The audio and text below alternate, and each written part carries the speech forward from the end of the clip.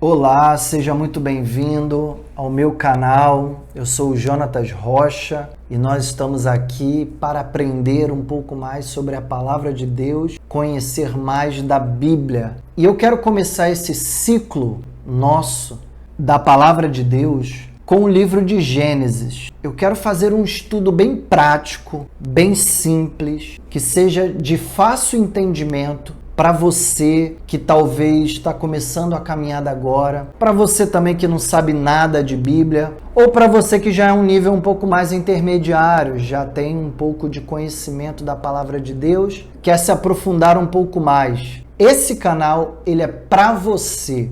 Nós estamos aqui para aprender a Bíblia. Toda semana eu vou estar postando uma aula, eu vou estar postando um ensino sobre a Palavra de Deus.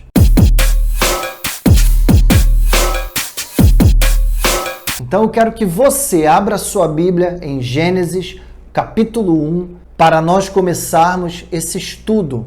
Nós vamos falar um pouco sobre criação, vamos tentar aprender um pouco mais sobre as correntes sobre a criação. É um assunto muito controverso, é um assunto que às vezes é pouco ensinado nas igrejas, mas que desperta muita curiosidade. Então eu quero te levar a você imergir nisso. Mas antes eu te peço um favor, que você curta esse vídeo e que você se inscreva nesse canal para estar nos apoiando, para que nós possamos dar prosseguimento a esse trabalho e possamos difundir e ensinar cada vez mais a palavra de Deus. Pois bem, indo direto ao ponto, quando falamos sobre criação, a primeira coisa que nós precisamos definir é que o texto ele pode ser interpretado de duas maneiras. A primeira é no seu sentido gramatical literal. O que é isso, Jonatas? É quando você pega o texto palavra por palavra,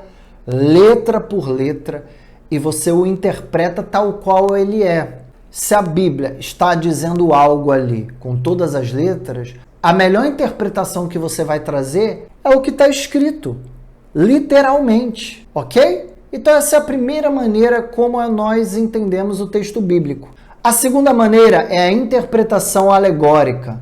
Essa interpretação, ela vai usar de ferramentas de interpretar o texto, não necessariamente ao pé da letra, mas sempre buscando um sentido mais espiritual, sempre entendendo que por trás do texto há uma certa metáfora, há um certo conhecimento para ser descoberto. E dentro do método alegórico, também há quando você olha o texto e fala assim, não, na verdade, essa maneira de interpretar aqui não é bem o que a Bíblia está dizendo, literalmente, mas é alguma alegoria, é alguma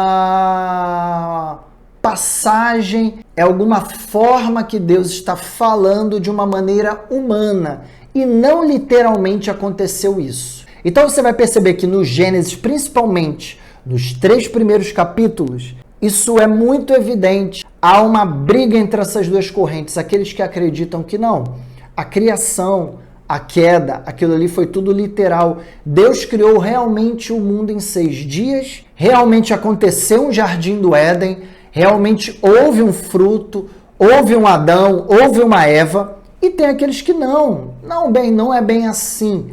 Isso foi uma maneira alegórica que Moisés ou Esdras buscaram escrevendo para que você entendesse o princípio de todas as coisas. Então, basicamente, a gente trabalha com essas duas correntes. Há mais algumas, mas essas são as principais que você precisa saber para você poder começar os seus estudos bíblicos. Ok? Então, vamos lá. O primeiro versículo ele vai dizer o seguinte, que no princípio Deus criou os céus e a terra. O termo aí é barak, no hebraico, que significa criação, criar, dar origem do nada, surgir. O texto está dizendo que no princípio Deus criou os céus e a terra. Mas esse céu, Jonatas, ele é um céu que é o que a gente vê no espaço, é o que nós estamos vendo com os nossos olhos, ou é o reino espiritual? Segundo os melhores intérpretes da Bíblia, quando o texto de Gênesis ele está se referindo a céu, ele está tratando de um reino espiritual. Está dizendo que no início, no princípio, Deus criou o reino espiritual e criou o reino da matéria. Os céus e a terra foram criados dessa maneira, o céu e a terra. Então, quando a gente lê dessa maneira, Deus criou tudo de uma maneira assim, do nada. Ele simplesmente criou. E ele criou tanto o reino espiritual como o reino da matéria ao mesmo tempo. Segundo o relato bíblico, foram os dois juntos. E logo em seguida, nós temos o verso 2, que vai dizer que a terra era sem forma e vazia, e havia trevas no abismo, e o Espírito de Deus pairava sobre as águas.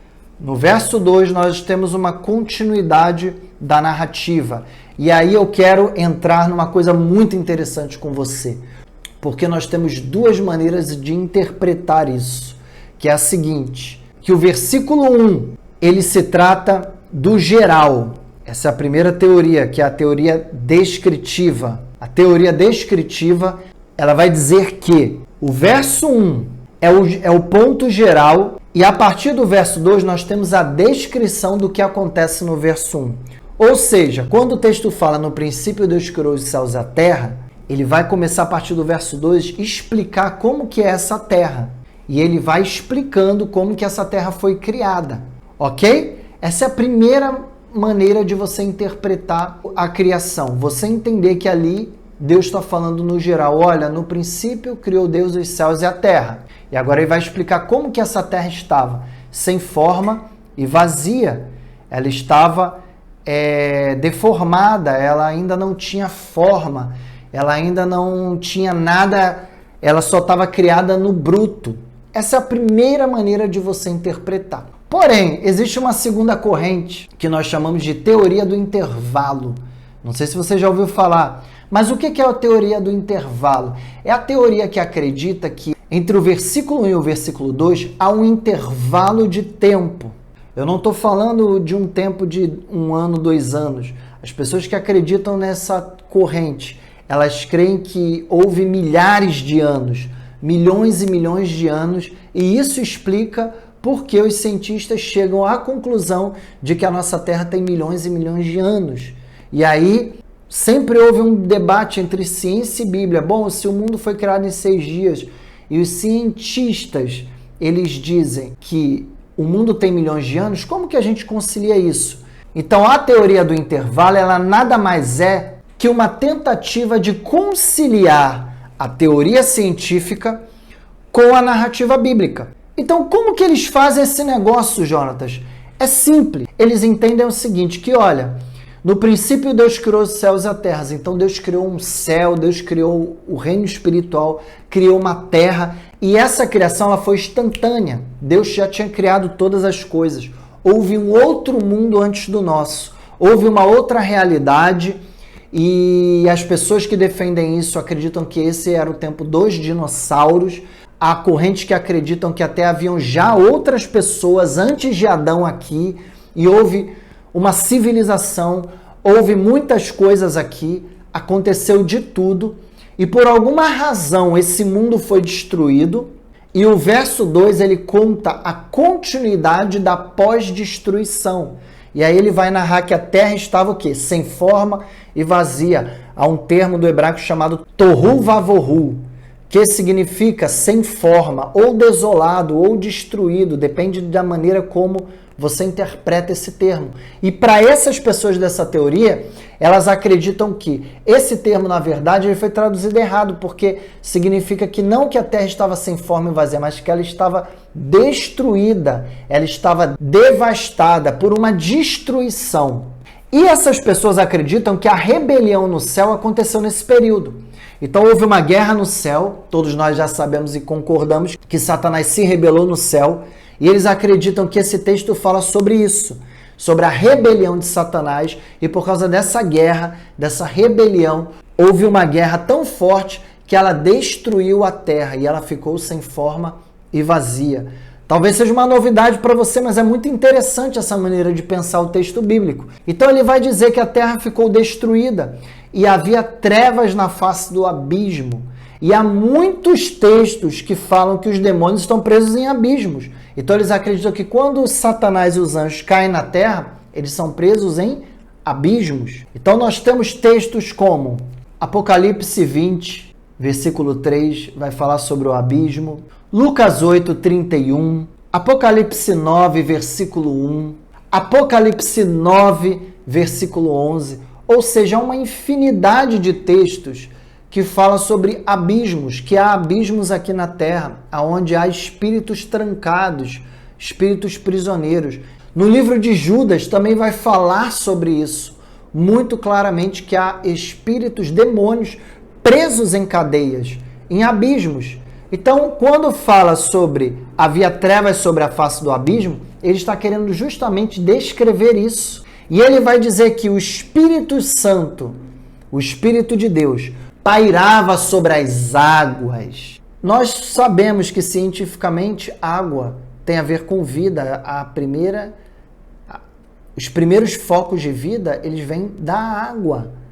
Então, é muito lógico que o Espírito Santo, o Espírito que gera vida, o Espírito que é o Consolador, que está com o Pai desde a eternidade, estava ali na criação, gerando vida, trabalhando com o Pai o tempo todo, criando. E não só o Espírito Santo, também havia o Filho, porque em João, capítulo 1, versículo 1, vai dizer que no princípio era o Verbo estava com Deus, e o Verbo era Deus, e que tudo foi criado por intermédio dele. O que é o Verbo? É a palavra. Então, na verdade, quando vem Deus falando haja, no verso 3 ele vai falar haja luz, haja vegetação, ele vai dando um comando de palavra. Isso, na verdade, é Cristo criando as coisas, porque ele é a palavra, é por intermédio dele que as coisas são criadas. Então, ele é esse papel na Trindade. Então, nós temos o Espírito Santo, nós temos o Pai e nós temos o Filho trabalhando junto na criação. Ou, segundo a teoria do intervalo, nessa reconstrução do mundo. E o mundo estava coberto de água. Porque você vai pegar no versículo 9 do mesmo capítulo, ele vai dizer, olha, ajunte-se a água num lugar e apareça a porção de terra seca. Ou seja, nesse período era um período em que não havia uma terra seca. O mundo estava coberto por água, ele estava submerso. E no verso 9 que a gente vê a terra começando a aparecer. Então o Espírito Santo estava ali, chocando vida, gerando vida. Que por alguma razão houve algo que a vida tinha sido destruída, segundo a teoria do intervalo. Mas se você não crer dessa maneira, você crê que ela é uma descrição, então o Espírito Santo estava ali, começando o início da vida, gerando vida no primeiro dia de nascimento dessa terra, né? No primeiro dia de nascimento desta criação. E é muito importante nós compreendermos essas duas maneiras de pensar. E você é livre para você ter a sua maneira de interpretar o texto bíblico. E é muito importante nós entendermos realmente como foi criado o mundo. Eu quero no próximo vídeo entrar um pouco mais a fundo sobre essa descrição, começar a explicar para vocês como foram esses dias, como foi narrado isso, como isso foi sendo construído ao longo do tempo. Muito sobre a criação foi falado por muitos teólogos, muitos pensadores. Se você pegar, por exemplo, Agostinho, para Agostinho, o reino espiritual era um reino perfeito, porém, o reino material era um reino imperfeito. Por isso que, para Agostinho, a terra sem forma e vazia era uma grande evidência da imperfeição da matéria. Por que Agostinho pensava dessa maneira? Porque ele era muito influenciado pela corrente filosófica de Platão, pelo platonismo, que criava uma dualidade entre que a matéria é má e o espiritual é bom. Então você vai ver muito na teologia de Agostinho acontecendo muito isso, ele fazendo essa separação, essa dicotomia. Há também teólogos como Filó de Alexandria, que é um contemporâneo de Jesus, que ele também vai olhar a criação de um aspecto muito alegórico.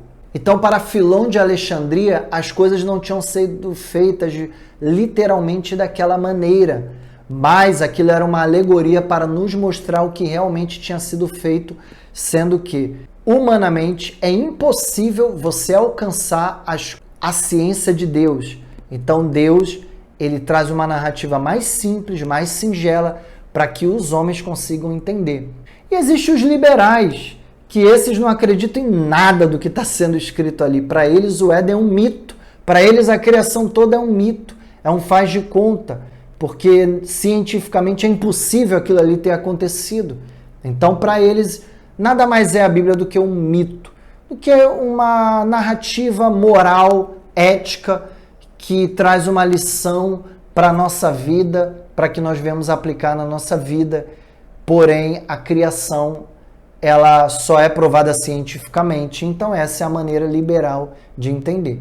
Já os neo-ortodoxos, eles não entram nesses detalhes. O Karl Barth, ele era um homem que tentou conciliar ciência e fé, ele tentou acabar com essa briga, e a melhor maneira que ele arrumou isso é, quando os dois se contradizem, a gente não discute, a gente simplesmente lê o texto, que é uma corrente, na verdade, muito comum, porque quando nós entramos nesse texto, a gente não fica discutindo, a gente não fica entrando, olha, a ciência está errada, a Bíblia está certa, a gente não entra nesse pormenor. A gente acredita na ciência e a gente também acredita na Bíblia, então a gente faz muito isso. E você, no que você acredita? Deixa seu comentário aqui, nos ajude escrevendo no canal, Deus te abençoe, até a próxima aula, nós vamos continuar firme e forte, e você tem muito ainda a aprender, há muita coisa legal para a gente aprender aqui.